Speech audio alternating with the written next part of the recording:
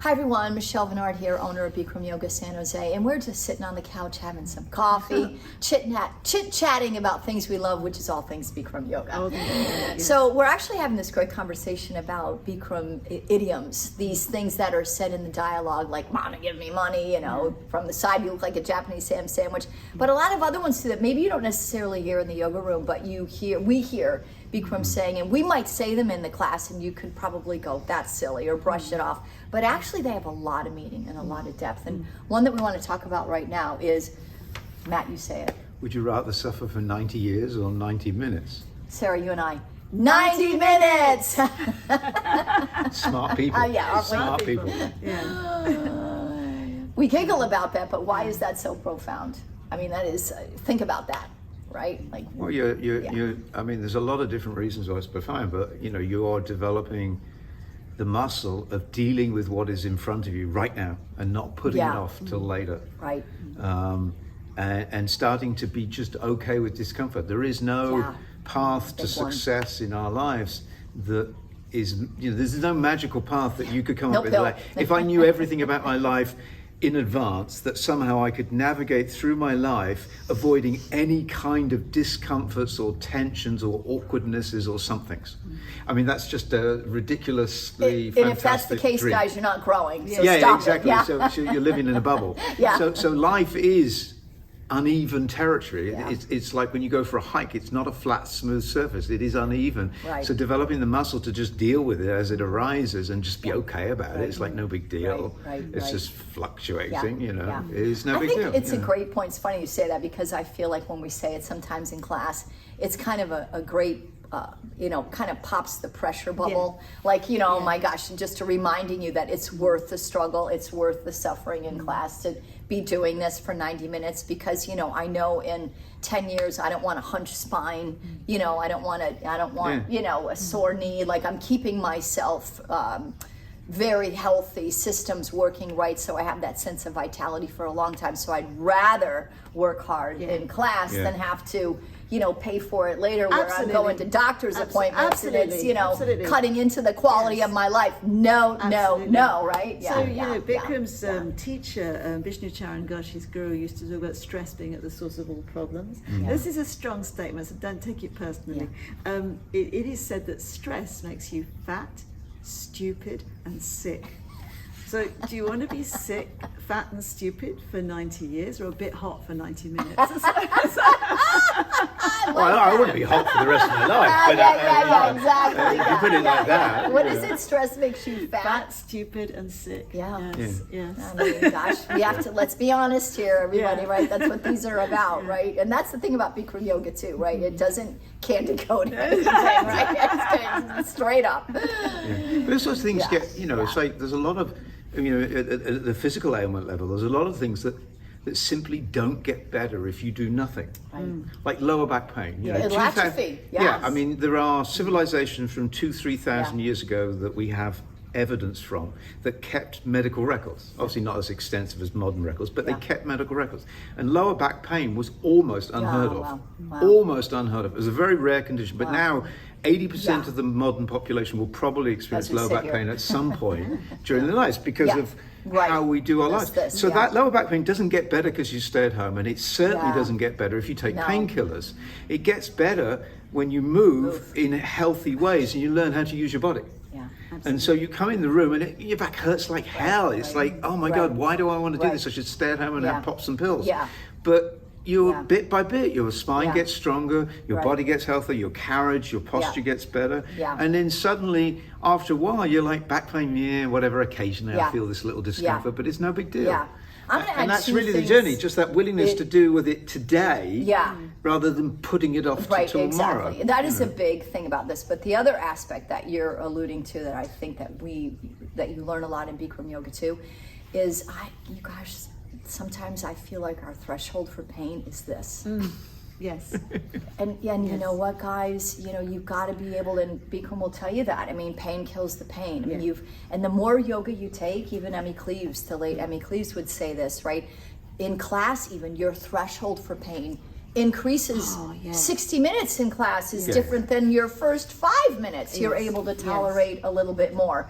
And I know for my own health right now, you know, in certain situations, I can tolerate a little bit more of the discomfort, and it allows me to sort of heal, right? Like I know I'm kind of moving through something. And a lot of times I think we jump the gun, right? If we feel a little bit of pain, it must be bad. Right? Your it must back be is bad. going to hurt. Don't be scared. Well, I think part of it is that we actually have a very poor understanding of pain. You know, pain is somebody stabs a knife in my thigh. That's going to hurt. That's going to hurt a lot. Right. You know, somebody takes a hammer to my knee. That's going to hurt a lot. Right. But somebody pinching me, or me sitting on a bit of a stone so it's a little bit uncomfortable, these are discomforts. Yes. And we've started to reimagine that discomforts are in the same realm as pain. We put them right in the and pain bucket, don't we? And so it doesn't serve us well because it makes us run away from discomfort. When, to be honest, discomfort's just what you push through. You know, your body, you have to trust your body. Your body, if you're doing something that's damaging your body today, right now, in this moment, your body's going to yell and scream at you and tell you to stop. Absolutely. But if it's just going, good Lord, I'm so stiff today. It's just your body moaning. It's just moaning. And we do a lot no of big things deal. in the room to help you with that, in terms of the heat and the humidity and the air, right, to help you kind of tolerate. So, you know, would you rather suffer for 90 minutes or 90 years? You know, that part is to be able to kind of, you know, take in the pain in quotes, and also, you know, the discomfort mentally, you know, the ability to, like, you know, you want to run or you want to get out of a situation where you feel uncomfortable, just to mentally stay with it. And how many of us are always going to have situations that are a little bit tough in conflict, and you don't want to run from them. You want to be able to face them, right, and be bolder and look at situations, right? And how many of us, right, sometimes get in a situation and we just, I don't know about you guys, but I see people freeze. They just get in paralysis mode, right, and then don't deal with it, and before you know it, 5 years go by and they're still in the same situation, and they're stuck, right? Now, you know, that's you see not people healthy. You see people who have back pain. I don't mean hurt the back like broken back, but like just lower back pain, that kind of thing. And they become so tentative because they're so scared that, you know, 6 months, 9 months, a year later, they're still in pain because they've actually not challenged it. So then, you know, that's trending towards 90 years of suffering. Versus just going in the room for 90 minutes, possibly coming in several times to deal with it, and working hard and working through the discomfort to rebuild the strength in the spine. It's like when you wake up in the morning and maybe you slept really badly, or maybe it was really cold, you were dehydrated, you drunk last night, whatever it was, but you know, it's a horrible bed that you don't like, and you wake up and you're as stiff as hell. I mean, like stiff as hell. It's like to the point it's painful to get out of bed. You don't just go back to bed. You kind of go, oh, God, I hate that bed. That bed, horrible.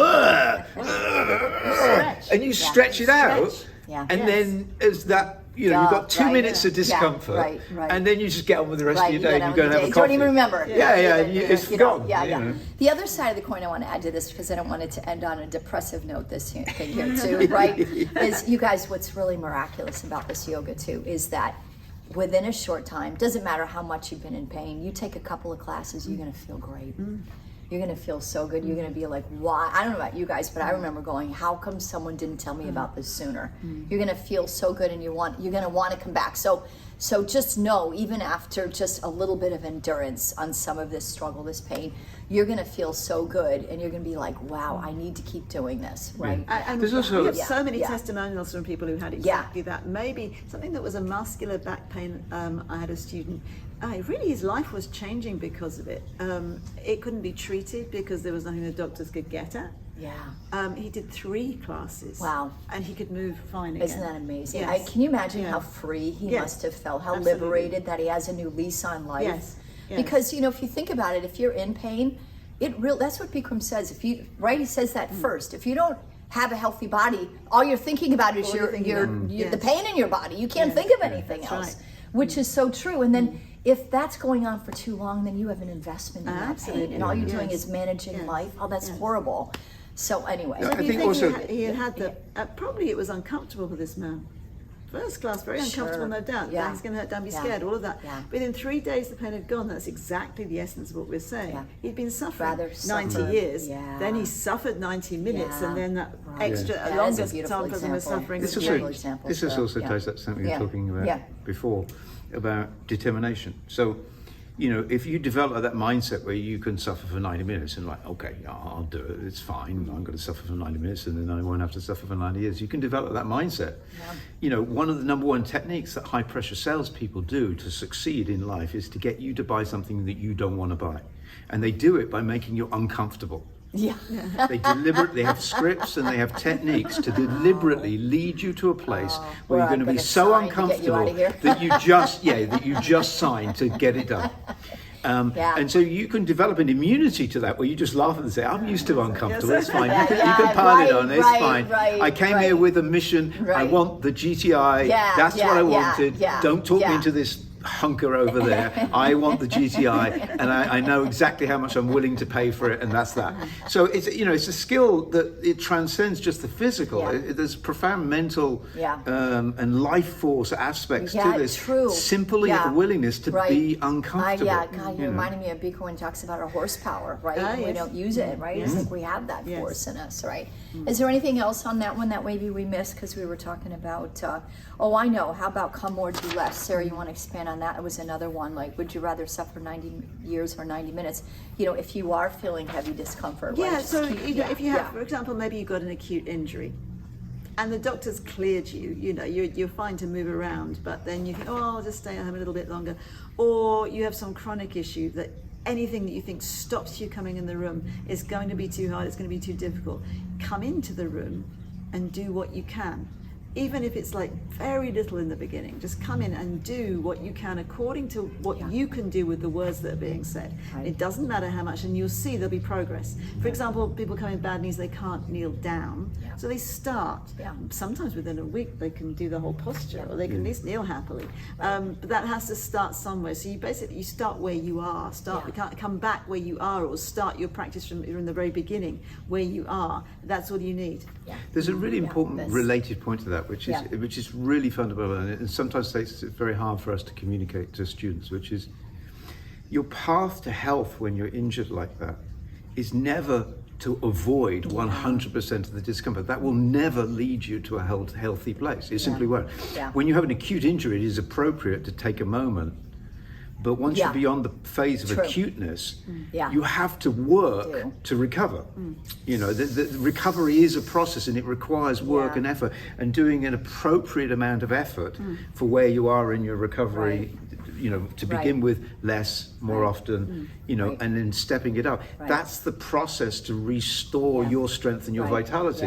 Yeah. And as much as you might wish it wasn't so, that's just Yeah. what is so, and that's the process. So being comfortable with the fact that that's so, Yeah. then it's no big deal. So the yoga's going to embrace you in that, you guys. And I say that because even emotionally, because one of the things we wrote down too is how hard it is sometimes for people to look at themselves in the mirror for 90 minutes.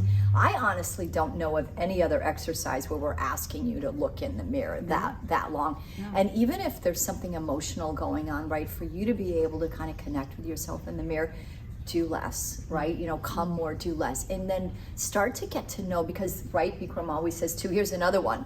Yoga makes you be you, Yes. right? And so the mirror is, and for me it was, I you know, at first it's like, God, I have to look at you for 90 minutes, right? You know, it can become, you know, I really learned how to love myself actually in the yoga room. You become more familiar, right? And things start to shift and change and get in you. But that can be uncomfortable too, but do a little bit. And the yoga room is going to embrace you. Don't think you have to endure it, you know, embrace it, right? Like do come more and do less, right? So this one has a lot of, you know, would you rather suffer 90 years or 90 minutes? I mean, there's a lot of things to it. I think it also, you know, Bikram's so smart when he says it too, because I think, you know, he's getting you to, where does this relate for you? Yeah. Right? Where does this relate for you? In the Yeah, sort of yeah. yogic context, it would be that all human beings, unless we're enlightened, unless we know who we are, Yeah. have self-realization, are effectively suffering. And Yeah. we may Yeah. not consider it that way. We may think Yeah. having a nice time. Yeah.